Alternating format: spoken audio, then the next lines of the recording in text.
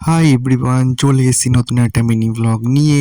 আজকে হচ্ছে সানডে, তো আজকে হঠাৎ করে প্ল্যান হলো দিদি বাড়ি যাওয়ার। তো দিদি আজকে বার্থডে, তো সব কিছু হয়ে যায়। এই পায়েসটা মা বানিয়ে দিল, পায়েসটা নিয়ে যেতে হবে। তো আমি নিয়ে যথাযথ বেরিয়ে পড়লাম। দেখো, দেখতেই পাচ্ছ রাস্তার মধ্যে একটু দাঁড়িয়ে পড়লাম, কারণ এই সিনটা পুরো ফাঁকা ফাঁকা লাগছে। দেখতে দেখতে চলে আসলাম হালিশহর স্টেশন। দেখো, দেখতেই পাচ্ছ পুরো ফাঁকা, দুপুরবেলা।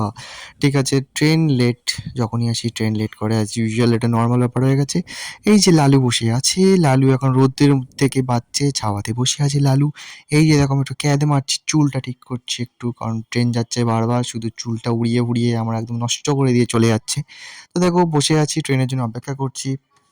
কি করব? আমি আসলে ট্রেনটা লেট হয় দুপুরবেলা, তো বুঝতেই পারছো। হালিশহর লেখা দেখো পেছনে, হালিশহর স্টেশনে বসে আছি। দেখতে দেখতে চলে এলো একটা ইঞ্জিন।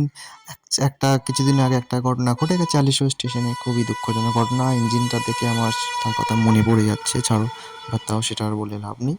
তো দেখতে দেখতে চলে আসলাম আমাদের শ্যামনগর স্টেশন। দেখতে পাচ্ছ শ্যামনগর স্টেশন। এবার নামবো, নেমে আমি যাব কেক আনতে মিয়ামরে।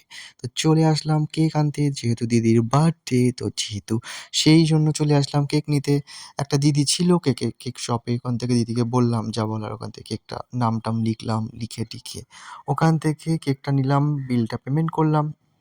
এখানে দেখতে পাচ্ছ আরো অনেক কিছুই ছিল, কাজু বরফি ছিল, অনেক কিছু। বাট এগুলো টুকটাকের জন্য ঠিক আছে, যেহেতু দিদির জন্য বার্থডে কেক, তো বার্থডে কেকে তো এসব নেওয়া যায় না। তো যেহেতু দেখো কেকটা তোমাদের দেখাচ্ছি একটু, কেকটা দেখো কি সুন্দর হয়েছে। দেখো কেকটা, এই হচ্ছে কেক। কেকটা বেশ পুরো চকলেট কেক ছিল, নামটাকে আমি ভুলে গেছি, একটু অন্যরকম ছিল, চকলেট দিয়ে কি একটা ছিল, যাই হোক।